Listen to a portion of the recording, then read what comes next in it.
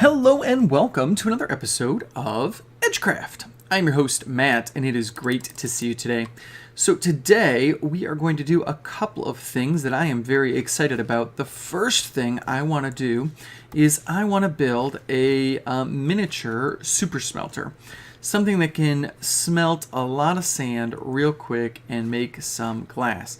And the reason I want lots of glass is because I want to start digging into our mountain. We're also probably going to go mining a little bit today. But the first thing I want to do, put on my stuff, is I need some shovels. So I'm going to build a few iron shovels. 4 should be good. So we can get lots and lots and lots of sand so that we can make glass. And then after we get done collecting the sand, we can build ourselves a little bit of a like a super smelter kind of a thing. So I'm going to go over here. I'm going to mine this mountain out basically. It'll give us a nice view and it's full of sand. So we're going to jump right into a music fast mode, and I'll be back with you in just a second.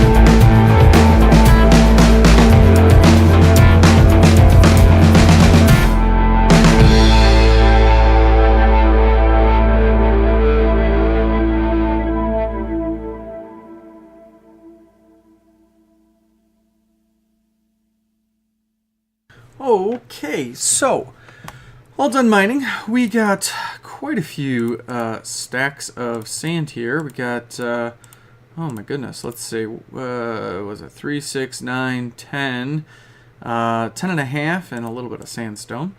We barely put a dent in that thing. I mean, it's still really tall.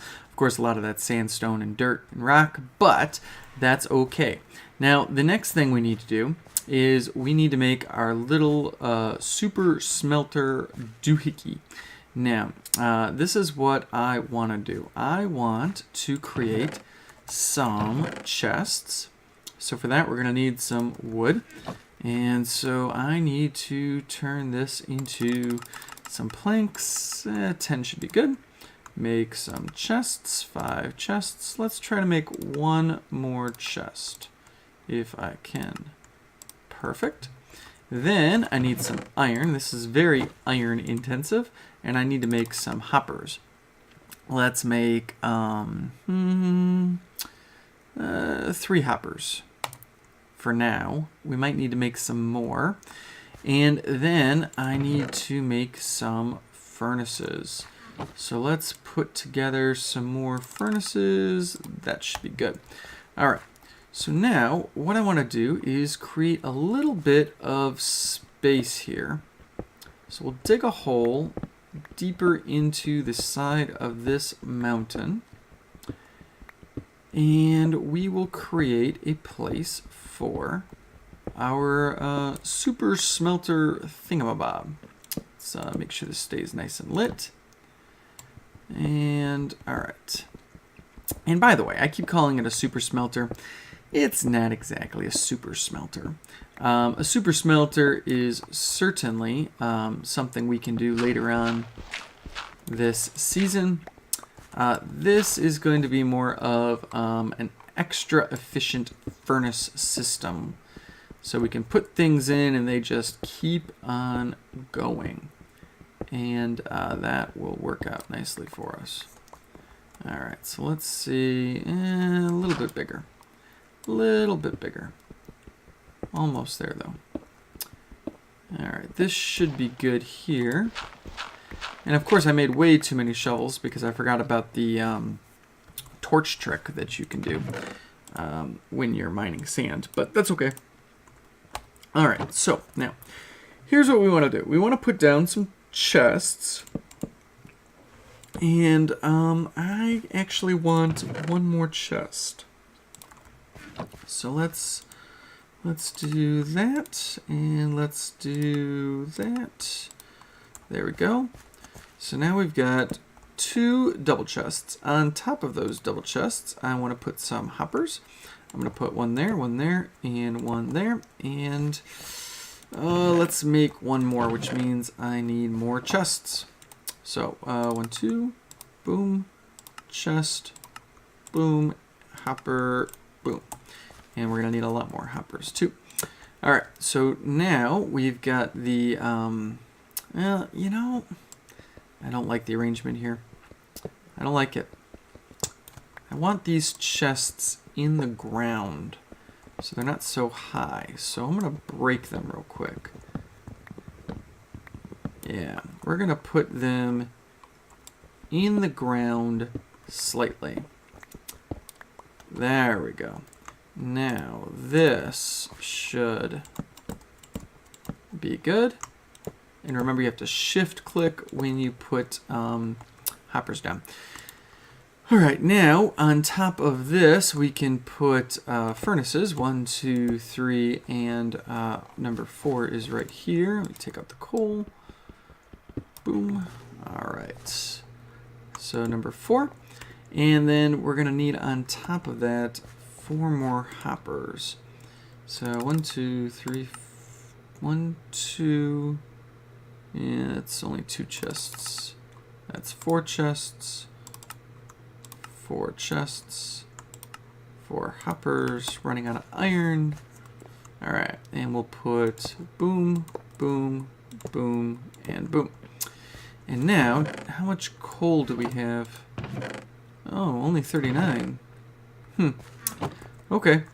Well, that'll have to do for now. We'll start by putting 10 in each, and we're going to have to go mining.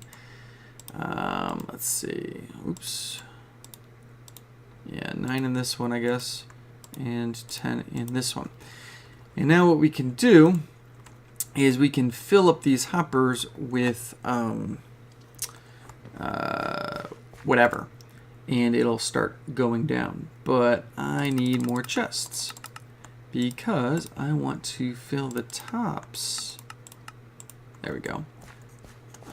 With there we go. Oh, nope, I didn't want that. I didn't want that. Now those are probably in the chest. Yeah, okay. So what I need is that chest to go there and that chest to go there. Perfect. And now I can't open them because there's no room above. And there we go. Okay. So now in this chest I can put 1, 2, 3, 4, 5. And in this chest I can put 1, 2, 3, 4, 5. And I can put that, and I can put that. And notice how they're going into all of them nice and evenly. And it's going to come out the bottom as glass. So that one's already got 2, that one's got 2, and it's just going to keep going. Problem is, I need a lot more coal, so we're going to have to go mining and get a lot more coal, which is just fine because that'll give us a chance to do another super fast time mode and maybe get some diamonds. And I want some more diamonds. So we'll put this away. We'll put this iron away. Let's get some sticks. Oh, yeah, you know what? I want to make 2 stone pickaxes and 1 iron pickaxe. And let's see, that should be good. There we go. Good. And now, when I go mining, I've got lots of torches, I've got lots of pickaxes. I really don't need to take my axe. I can take my shovel. Bow and arrow's fine, and we can go mining, and by the time I get back, all that coal will definitely be gone, and I'm going to need some more. So, super fast time mode, let's go. Okay, so for today's super fast time mode, we are going to finish Mark chapter 1, and we're going to begin Mark chapter 2 as well. And if you remember from last episode, Jesus is now traveling from town to town, proclaiming the good news, telling kind of people who he is a little bit, and healing people. So starting in verse 40 of chapter 1. A man with leprosy came to him and begged him on his knees, "If you are willing, you can make me clean." Jesus was indignant. He reached out his hand and touched the man. "I am willing," he said, "be clean." Immediately the leprosy left him and he was clean. Jesus sent him away at once with a strong warning. "See that you don't tell this to anyone, but go, show yourself to the priest and offer the sacrifices that Moses commanded for your cleansing, as a testimony to them." Instead, he went out and began talking freely, spreading the news. As a result, Jesus could no longer enter a town openly, but stayed outside in lonely places. Yet the people still came to him from everywhere. All right, so here's what's going on. Leprosy is a skin disease. And if you had this disease, you were outcast from cities and towns. You couldn't be around other people because it was very contagious. If someone else touched you, they would contract leprosy, basically, and it was a death sentence. You were going to die from it. And the man asked Jesus, "If you're willing, heal me." And Jesus kind of responds like, "Of course I'm willing." And not only heals him, but reaches out and touches him, basically saying, "This disease has no power over me, and I can heal you." But he tells him not to go and tell everyone because he doesn't want to be swarmed with a bunch of people just looking for healing. He wants them to hear the message. But the guy goes and tells a bunch of people, and of course Jesus is swarmed with a bunch of people looking for healing. And so here's the rest of the story in Mark chapter 2. A few days later, when Jesus again entered Capernaum, the people heard that he had come home. They gathered in such large numbers that there was no room left, not even outside the door, and he preached the word to them. Some men came, bringing to him a paralyzed man, carried by 4 of them. Since they could not get him to Jesus because of the crowd, they made an opening in the roof above Jesus by digging through it, and then lowered the mat the man was lying on. When Jesus saw their faith, he said to the paralyzed man, "Son, your sins are forgiven." Oh, this is incredible. So there's this man who can't walk, and his 4 friends climb up onto a roof, taking their friend with them, break through the roof, and lower this man down into the home so that he could be in front of Jesus so Jesus could heal him. It's incredible. Now, it's interesting Jesus' response. He doesn't say, "Get up and walk." He says, "Son, your sins are forgiven." And this is on purpose because of who's in the room and what happens next. So listen to verse 6. Now some teachers of the law were sitting there, thinking to themselves, "Why does this fellow talk like that? He's blaspheming. Who can forgive sins but God alone?" Immediately Jesus knew in his spirit that this was what they were thinking in their hearts. And he said to them, "Why are you thinking these things? Which is easier, to say to this paralyzed man, 'Your sins are forgiven,' or to say, 'Get up, take your mat, and walk'? But I want you to know that the Son of Man has authority on earth to forgive sins. So he said to the man, I tell you, get up, take your mat, and go home. He got up, took his mat, and walked out in full view of all of them. This amazed everyone, and they praised God, saying, we have never seen anything like this. All right. So basically what Jesus is doing here is he's teaching them a lesson. Instead of just saying right off the bat, okay, you're healed, get up and walk, he says, your sins are forgiven. Because this causes the religious people in the room, the teachers, to kind of question him and say, wait a second, you can't do that. Only God can forgive sins. And Jesus is like, yeah, I know. I'm God. He doesn't say that, but he basically says, yeah, I know. But then he says something very interesting. He says, which is easier, to forgive sins or to tell a paralyzed man that he can walk? And of course they're like, well, obviously it's easier to say that your sins are forgiven. I mean, no one can make this man walk again. And Jesus is like, right. So, hey buddy, get up and walk. And he does. And so what he's trying to say here is, I can do anything. I am God. I can not only make him walk, but I can forgive him of his sins. And you guys need to know who I am and what I'm here to do. And so that's his message to the people, and it's pretty powerful. We'll continue forward with chapter 2 next time. But let's get back to the Minecraft because something horrible happened on that trip. Okay, and I'm back. So, that was...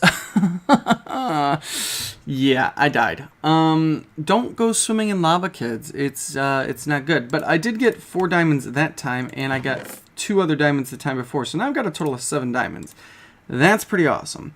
I also got 54 coal, so let's take 14 in there, 13 in there, 14 in there, 13 in there, and that should finish up the rest of that. And look at all that beautiful glass. That is excellent. We can put away this stuff, and we can also put the iron up here, the gold up here, and that will get distributed as well, which is perfect. Redstone, excellent, and this thing's full. I don't want the wool in there. The wool can go in this box, and I'm going to need some more chests here pretty soon. Actually, let me put some of this meat up here, and that stuff can get cooked as well. There we go. Alright, so we've got ourselves a little bit of a furnace system here, which is working fabulously. We've got ourselves 7 diamonds, and the first thing I want to build with those 7 diamonds is a pickaxe, so I can start getting obsidian. That will be awesome. I'm going to save the other 4 for later. But now that I've got this, I'm going to hang on to that right there.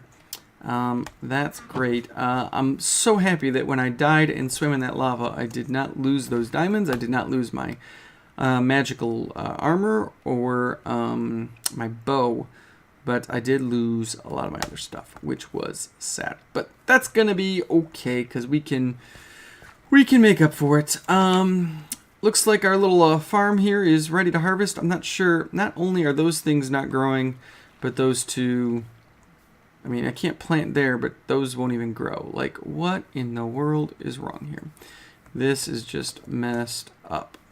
But anyway, that's going to be it for today's episode. Ugh, let me get up here, say goodbye. And I hope you enjoyed this episode. I know I enjoyed making it. After putting together our super smelter thing and mining off half that little mountain right there, we swam in lava, we found some diamonds, and we had some fun. But I will catch you guys in the next episode. God bless, and bye.